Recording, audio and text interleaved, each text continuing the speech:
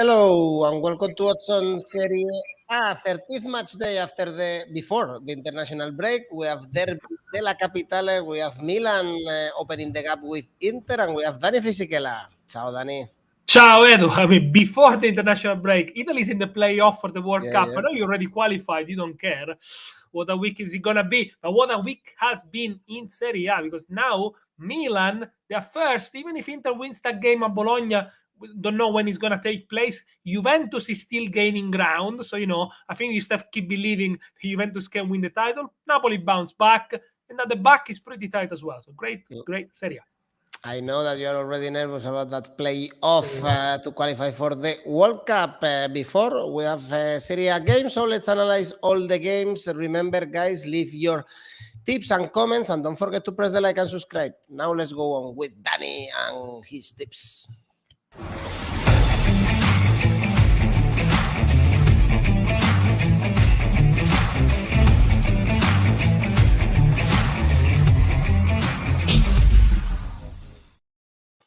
And we have two games on Friday. The first one at the Mapei Stadium, we have Sassuolo Spezia. Following our rule, Dani, Sassuolo dropping points against weak teams is a big question mark in Europe. Actually, they perform way better against big teams. They beat Venezia, Fiorentina and Inter before, but against Salernitana they were only able to draw, whereas for Spezia it looks like they are going to stay in Serie A one more season. It will be a miracle. I think Spezia Serie A is one of the biggest stories around Europe, one of the youngest teams in Serie A, with Thiago Motta always on the verge of being sacked. They're still there, and they have managed to beat Cagliari quite unexpectedly. Cagliari was having a decent run. First win in 5 for Spezia, though. They scored 2 against Cagliari, missed a penalty. They were coming after a very difficult spell. They only scored 2 in the previous 4 games, and now 2 all in one go. But from the start of the year, because now I've started looking at the Serie A table in a slightly different way. I've separated Girone di Andata, so the first round of fixture, from Girone di Ritorno in 2022. Guess what? In 2022, Spezia have got the same points in the table as Inter. They've already won 4 games in the last 10. Decent away as well, also because they won those games at Napoli and Milan that we know they should not have won. But, they are on track to get saved. The problem is that Spezia, when they travel, they concede far too many goals. They are the worst away defense, 33 goals scored. I think one of the tips to put in bets is to look at the home and away form as much as you can. Try to see if they concede a lot, because you can get a lot of inside knowledge on that. So 33 goals conceded for Spezia away so far this season, and they visit Sassuolo, who in the new year, in 2022, are the top scorers in Serie A. 21 goals scored, 2 goals scored at Salernitana, but again, they concede far too many goals. They are the 4th worst defense in 2022 with 17 conceding, and they are often disappointed at home when they play. Yes, you said rightly, against small teams, perhaps because they got nothing to play for. They cannot get into Europe. They're never going to be relegated. They got a lot of young players that are shining. Raspadori, which by the way is going to be suspended for this one, Scamacca, Traoré, and so on and so forth. So it's very difficult to bet on Sassuolo. It's very difficult to find value in a Sassuolo win. You could go for goals in this one, over 2.5 goals, or over 1.5 goals in the first half, 193. So it gives you a little bit of a parachute. If there's only 1 goal in the first half, you lose half your stake. And on Friday, we also have Genoa Torino. This game screams a draw.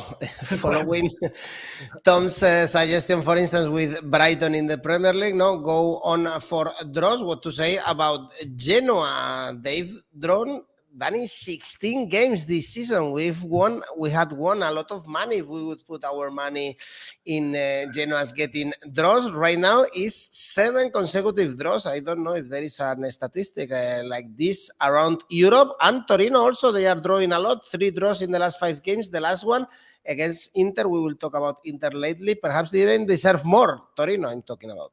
The kings of the draws, Genoa. We'll talk about Torino lately, but yes, the record, 16 since 93-94. 4. Amazing.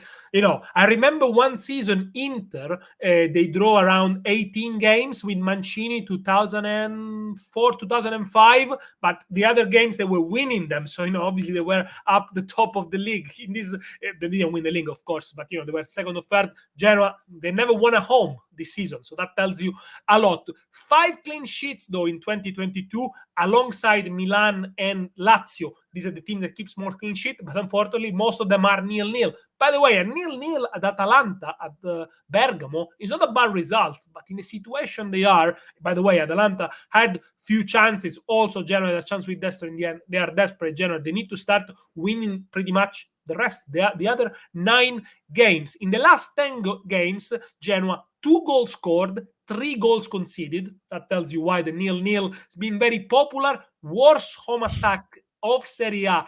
Genoa, only 9 goals scored, winless, as we said. Amarassi, the only win of the season was a Cagliari 3-2 with 2 goals from Fares that now has joined Torino. So even with a player that is not even there. But, the new manager, Blessing, has changed the team. They look more compact. They look more resilient. They are more of a threat. They need to start scoring. Maybe they will do it against Torino, who are winless in 7 games, but, they should have had a massive penalty against Inter when they were 1-0 up.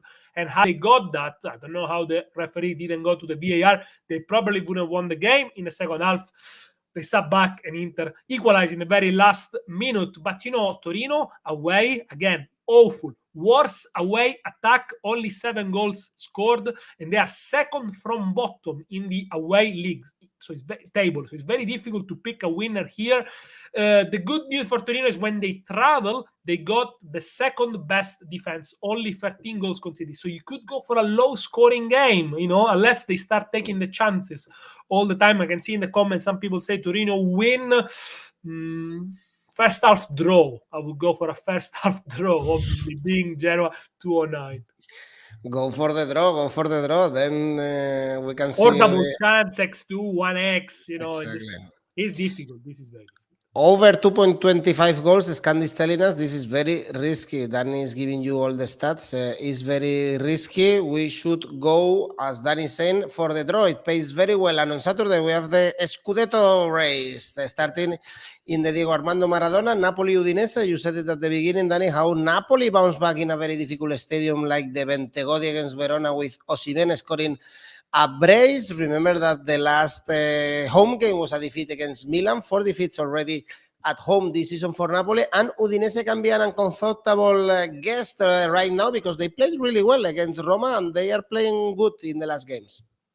Yes, they're playing. I think they free themselves from the fear of being relegated. They're playing with a little bit more of courage, and they got the players up top to hurt many teams. Deulofeu is in form. Beto's been a good signing. He's already in double figures. Molina is attacking more. Then they got Pereira back. It's a good side, Udinese. Still, I don't think they've been amazing so far this season. Still, I don't understand why they sacked the manager Gotti, but okay, it worked because they're not gonna go down. And when they travel, they're mid-table. Udinese, they often score. They manage to score a couple of goals, 1, 2. So, Napoli doesn't have to underestimate them. They do concede quite a lot to Udinese, though. They conceded 16 in the last 10 games. Napoli, they confirmed that they are very good away this season. They need to improve on the home form. They lost 4 home games, I think, so far. They are only the 8th attack in Serie A. I know they had to deal with a lot of injuries. I know we haven't seen the best of Osimhen yet, although he scored a brace at the weekend. But, since the new year, since they start getting all the key players back, Ruiz, obviously Osimhen, Koulibaly, Zambanguissa, they are the best attack of Serie A in the new year. Only 6 goals conceded in the last 10. So really, they're still in the title race. They are... correct me if I'm wrong, they are 4 points behind Napoli, if I'm not wrong, but 3 points behind Napoli. 3 points behind Milan, but obviously it's 4 because it is 3 because they won 1-0 there and they lost 1-0 at Napoli. They need to win this one. The value, I think, is on a high-scoring game, and then is in a high-scoring game when Napoli can score in both halves, which pays 2.38. Mal is telling us Napoli to win. The problem is that that pays very little, 1.5. So wait for the value. ACCA. Wait for the ACCA. The value is for in another market. Then in San Siro, Inter Fiorentina. What is going on, Danny? With Inter, only one victory in the last 6 Serie A games, 4 points away from Milan, and now they face a Fiorentina that they bounce back and beat Bologna. The problem with Fiorentina that they still can qualify for Europe is that away they are inconsistent. Only one victory out of the last 5 away games. And Fiorentina against the top teams so far this season hasn't done great. They beat Atalanta home recently. They were beaten by Lazio. They beat Milan at home. They lost to Inter. They lost to Napoli. It is a team that is finding their feet, but it's a very exciting new project. They play on the front foot, 4-3-3. Of course, the goals have dried up a little bit since Vlahovic left. At the weekend, 1-0 straight victory against Bologna. Bologna were with 10 men. Fiorentina did a lot of crosses in the box. Cross. They almost changed the way they're playing. In the end, there was a scrappy goal from Torreira. Already 7 goals from Torreira. Watch out, because the Uruguayan is the holding midfielder. You often find him in the opposition box. Fiorentina commits a lot of players forward. Sometimes they let themselves very exposed, but it's a very energetic team. It requires a lot of strength, really, to play on this system. Sometimes in the second half they suffer a bit. Poor away form, as you mentioned, negative goal difference for Fiorentina, -6. They scored 13 and they conceded 12 in the last 10. So Inter, if they're clinical, if they are able to take the chances, which at the moment they are not, they could bounce back and score a couple. The good news for Inter is Brozovic is back. He missed the game in Turin, and you see how important is Brozovic for this team. Without Brozovic, they cannot control the midfield, and the game becomes a scrap. But Simone Inzaghi continued to insist on the 3-5-2 even without Brozovic, and we saw the effects in the second half. Yes, Inter deserved to score, but I think, if the referee had given the penalty to Torino in the first half, they would have lost. Very, very difficult moment for Inter, who still got a game in hand. They are 10th in the table since 2022. 12 scored, 8 conceded, so very poor numbers. They are the best attack at home, though. 35 goals scored. Hang on a minute.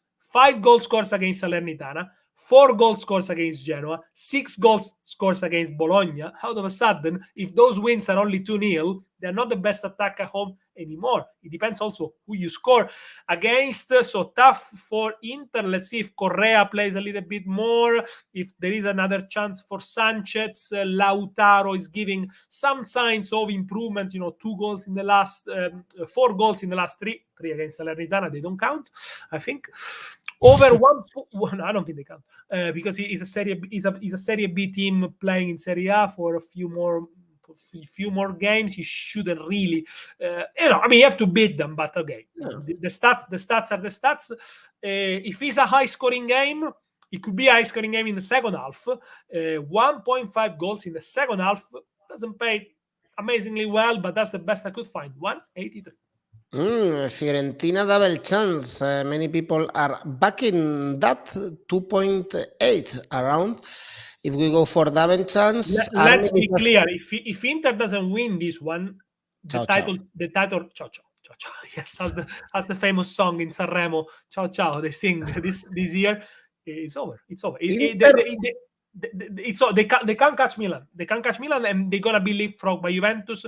After the break is Juventus Inter. If Inter doesn't win this one, goodbye. They are still favorites to win the title, so there is good money if you put your money on Milan to win the Scudetto. So Danny, Armin is asking you, how confident are you about a home win? Not very confident, I guess. I don't give them more than 30% chance to win the title. Really, I see Milan with more chances, and I still give a good 25% chances to Juventus. So I think Inter physical form and mental form has taken a lot of beating recently. Let's talk about Milan then. They are going to the islands to Cagliari. Cagliari now again in trouble, 3 points away from Venezia, lost against Lazio, lost against Spezia, so they have to react. Milan usually very good when they are playing away. At home, Danny, we saw another bad game against Empoli. They even risk to drop points again. Yeah, but I think in the end, Magnan only had to make one save. It was not a great game, but I think they look very comfortable on the 1-0. When you win these kind of games, I think it's a good sign that you are a proper team and you can really win the title. Last year, Inter, we Conte, won a few games 1-0 toward the end of the season, and they crossed the line easily. 63 points for Milan. That's the best tally since 2006, 2007. So, amazing things done by Pioli and his group of players. They had some issues, I think, because they were missing Teo Hernandez. So, Florenzi playing on the left-hand side is not quite the same. We're still waiting for Ibrahimovic to come back. But in the meantime, if they even can score with Kalulu and win the games, 16 players have scored in Serie A for Milan this season. That tells a lot. Okay, maybe at home they've been stuttering recently. They've done 1-0 against Sampdoria, 1-1 against Udinese, 1-0 against Empoli, but away they are great. Second in the away table. Last year they finished top of the away table, the best away attack, second best defense in the last 10 games, 7 goals conceded. So again, not suffering too much from the absence of Kjaer.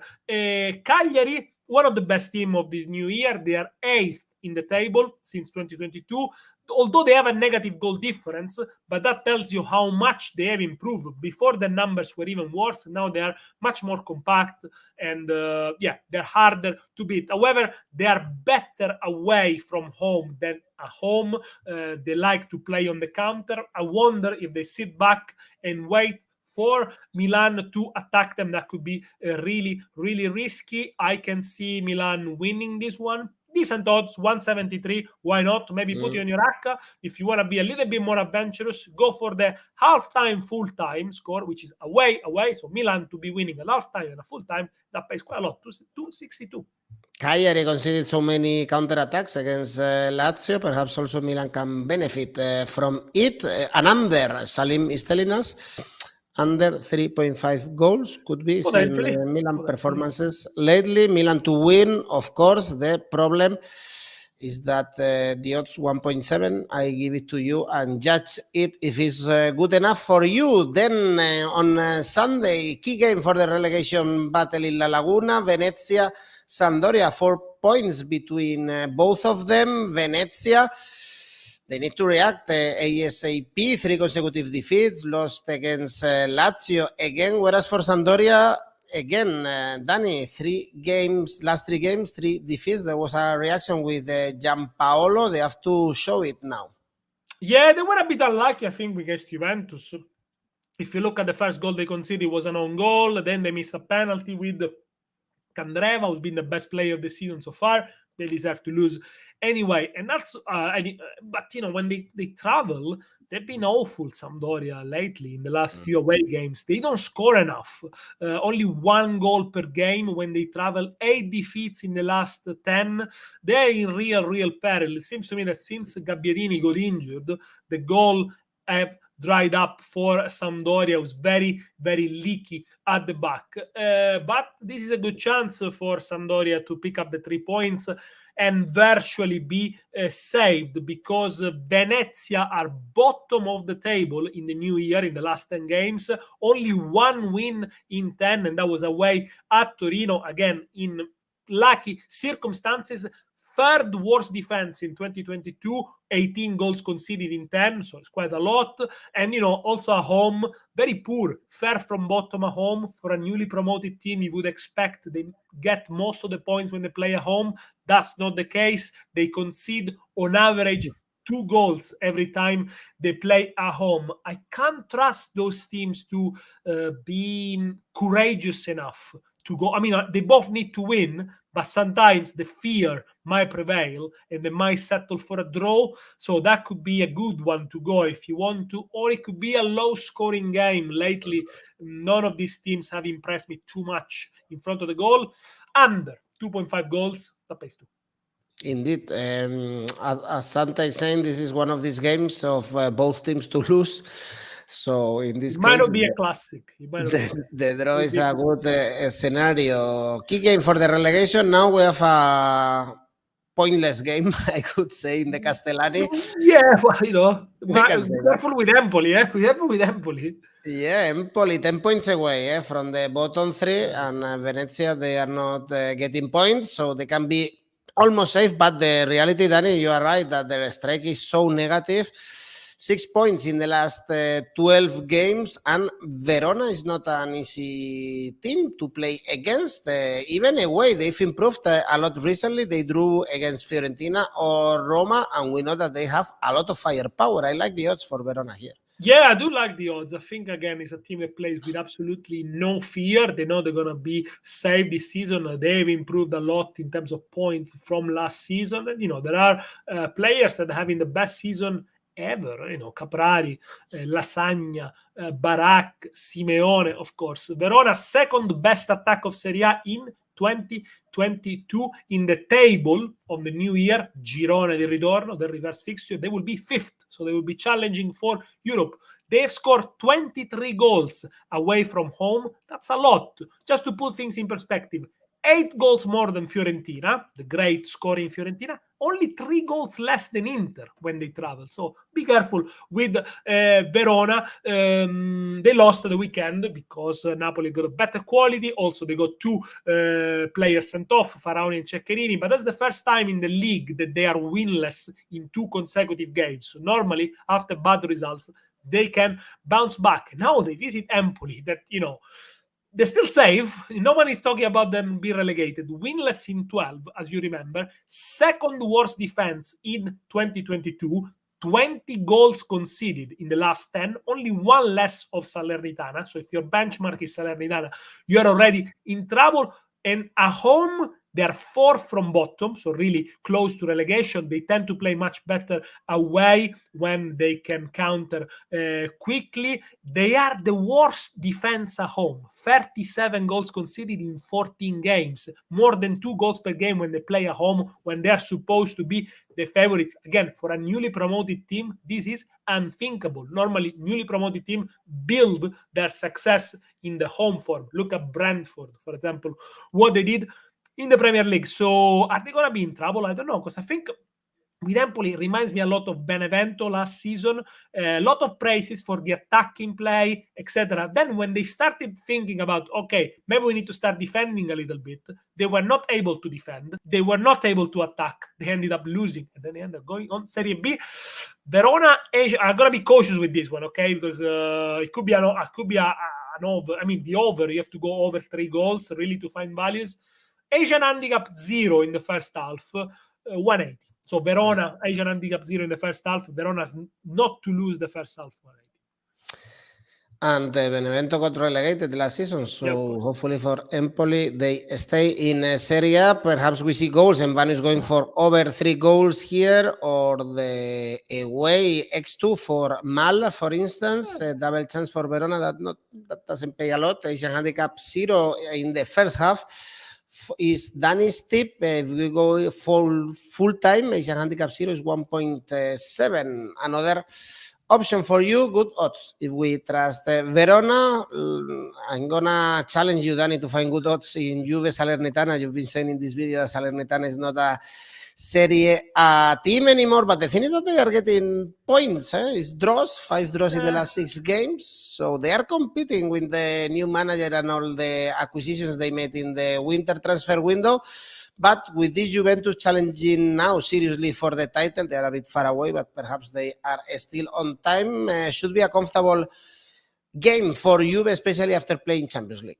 I can't see Juventus dropping points, really. I mean, it's unthinkable. I know they're going to have a very difficult game against Villarreal tonight, so we don't know how is it going to end, but no matter how it ends, Juventus should be really comfortable with this one because, nothing to take away from Salernitana. 5 draws in the last 6 and a 5-0 defeat at San Siro. Yes, of course, they're doing better. They've improved massively with 13 signings. Again, they look more cohesive, more of a team, more team spirit. And, they got a good manager, Davide Nicola, who is very experienced in saving teams from Serie A. And if they keep the same manager next year, I will think they will be favored to bounce back in Serie A, depending how many players they can keep hold of. I'm not sure if Ribéry wants to play in Serie B. Anyway, the thing is, Salernitana always lost fairly heavily against top teams so far this season. They only scored 1 goal in over 9 or 10 games against top teams, and that was against Napoli. They lost 4-1. That one, anyway, they are the worst away team. They got the second worst away defense with 32 goals conceded in 13 goals.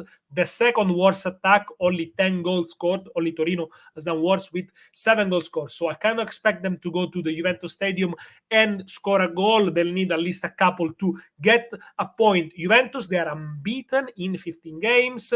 They are finding Morata, who's in good form, already 11 goals for this season for the Spaniards. They managed to rest for 60 minutes Vlahovic when they played in Genoa, and in 2022, of course, they are top of the league. That's why they made so much ground on the opposition. Now is the last stretch. Allegri, a title winner 5 times in Serie A, he's done that. He's been there. He knows how to handle the pressure. Do not discard Juventus for the title challenge after the break. Juventus-Inter, the massive game, the biggest game, of course, in Italian football. Third best attack in the new year. Juventus as well, 18 scored. So that's the Vlahovic effect. A team that hasn't been scoring too many in Serie A in 2022 has scored already 18. The value is difficult. Over 3 goals, 208. So you have a little bit of a parachute. If you finish 3-0 for Juventus or 2-1, you get your money back. More than 3 goals, you win 2-8. Juventus to win and over 2.5 goals. Juventus to win 2-0. Armin is suggesting us a handicap win. We have to go for Juve Asian handicap -2, which is not a lot actually. We have odds 2.2. That could be decent odds. And Envano is asking you if can Juventus still win the title. You just mentioned that they can. Of course. I mean, Juventus are in the title race. Of course they can win the title. I mean, yeah, they are there. They will be there until the very end.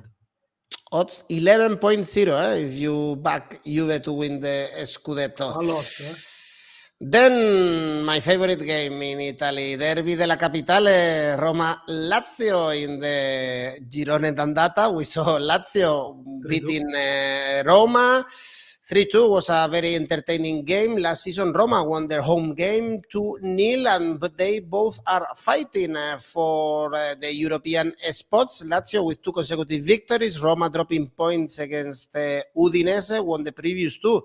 Against Atalanta and Spezia. These games are usually very difficult, Danny, to predict. In the last years, we've been seeing more home victories. It's been a while without an away victory in the derby. Yeah, these are difficult, really, because apart that both teams are in good form, I must say. Roma are unbeaten in 8, 4 wins and 4 draws. Lazio, good numbers, second best attack of Serie A, if I'm not wrong. Anyway, they scored 19 goals in the last 10, only conceded 8. Decent victory against Venezia. I was expecting them to score a couple more goals, but also these teams sometimes they're a little bit inconsistent. More Roma, I would say, initially, especially the way they approach games from the start. At Udinese, they were a bit sluggish. Udinese couldn't score the second goal with Mac and Go. Roma, by the way, play Vitesse at home in the Conference League on Thursday. So again, should not be too difficult, but we know that Mourinho's squad, he always said is not deep enough. So let's see how many changes he make. 14 goals conceded for Roma in the last 10. I think that's the most concerning stats of all. They've not been able to keep many clean sheets, but it's a team that has gained a lot of points in the last few minutes of games in Serie A so far. So that's obviously tells that, they do believe they attack until the end. As I often said, the numbers with Roma are all good. The numbers of attacks, the numbers of expected goals, expected assists, chances created. Also, they hit the post most times. I think it's the second after Bologna. the results did not come many times to Roma's way. They lost the reverse fixtures, and we know that sometimes Roma in the last few years have been a little bit allergic to big games. They lost a lot of big games this season. They've only beaten Atalanta home and away. So let's see what kind of game plan is Lazio are gonna sit and wait for Roma to attack and then hit them on the counter with balls over the top for the speed, the pace of Immobile. Lazio are without Zaccagni. I think it's a big miss for them. He's suspended. He's been really, really good recently. Okay, so I'm going to go for a cautious one. Both to score. So you need to go for the goals market. Both to score in the second half. That pays 3 or 4. It's a massive odds, of course, for both to score in the second half. Maybe go and bet half of what you normally bet, half a unit. So, you can still gain a fair decent amount if they are both to score in the second half. Massive game this one. Tebogo is going for both teams to score in the first round of fixtures. We saw 5 goals, so could be a good idea. And one of our cards, always also a good idea. In the hot derby de la Capitale, this time fighting to get in the Europa League. Roma, Lazio. Tell me, who are you supporting actually, Roma or Lazio? And who do you want to win this game? Danny, and we have one more game, Bologna, Atalanta. Atalanta playing in the Europa League, a very tough game actually against Leverkusen. They are in a very poor form in Serie A, but they have to keep an eye because they probably won't qualify for the next Champions League, but still they have to qualify for Europe because we see how Roma or Lazio or even Fiorentina, they are behind them, and it's not easy to travel to the Dallara. Bologna, one of these teams that are in the middle of the table always, but at home they are stronger. No defeats in the last 3. Yeah, at home are a bit stronger in a fairly disappointing season for Bologna, which, at Firenze, Florence, they didn't do too bad. I think actually they hit the woodwork twice in the first half. Then they were down to 10 men for the Bonifazi red card. They resisted as much as they could. In the end, they lost 1-0 again. Fairly defensive team, fairly defensive approach for Bologna. I'm sure the supporters were expecting much, much more from this team, especially considering the signing of Arnautovic in the summer, and they strengthened the team. Okay, they lost Tomiyasu, they lost Scovolsen, but I think it's a team that should have been higher up in the league. They are far from bottom actually in 2022, so very bad start of the Girone di Ritorno, second worst attack in the last 10. They only scored 5 goals, 1 win in 10. That was 2-1 against Spezia at home. At home, they are mid-table. Yeah, goal difference +1. They picked up good results previously in the season, famously the 3-0 win against Lazio. Now comes Atalanta, who are the great goal-scoring Atalanta. Well, not this season. They are very far away from their goals tally in the previous 2 seasons. They scored 90 last year, 98 2 years ago. Now they only scored 50, if I'm not wrong, and they are goalless in 6 of the last 10 Serie A games. What happens is that they're missing the top scorer. Zapata is injured. He scored 12 goals so far this season. He's going to be injured until the end of the month, probably into April. Muriel, who last year scored 26 so far, only scored 8. Again, he's been injured, but only 4 goals in Serie A. And Atalanta are struggling to find the creativity, to unlock very compact defenses, especially when the teams play with 5 at the back. They don't find too many spaces. Missing Ilicic is also another issue. Malinowski is great, but is a little bit inconsistent. And, if your wing backs don't work as well as they should be, yes, Atalanta are in trouble, and always they tend to leak goals. They do concede a few goals. They conceded 7 in the last 10. It's not a great tally for a team that wants to be challenging for the top positions. Again, they're gonna play a difficult game at Leverkusen on Thursday. They might be tired. This is a Sunday night game. I can't see too many goals, to be fair. Under 2.75 goals pays 182, which means if there are 3 goals, so finish 3-0 or 2-1 each way, you only lose half your stake. Tebogo going for Atalanta straight win. The truth is that there is a lot of value in Bologna, even if we go for a double chance or an Asian handicap 0. Danny, before the break, let's go with your ACCA. Okay, 5 games. as always, Genoa, Torino, under 2.5 goals, Napoli to win. Inter, Fiorentina, both teams to score. Juventus to win the first half against Salernitana, as you can see on the graphic. Lazio, Roma, il derby alla capitale. Obviously, I had to include that in the ACCA. Both teams to score, and the total odds for these ones are quite high, I think, for my standards at least. 12.44. Danny, as always, already nervous for that playoff. Italia, Macedonia, and then if we win, Portugal or Turkey. Away, so they could go away either to Lisbon or to Ankara. I don't know which one to prefer, really. Or Istanbul. Istanbul, probably. We will come to that point next week. If we get there, we have to beat Macedonia first in Palermo. I mean, it's just it's going to be difficult to speak you next week. Good luck, Danny. Thanks everyone for watching, and don't forget to press the like and subscribe. Enjoy Serie A. Bye. Ciao, speak soon. Bye.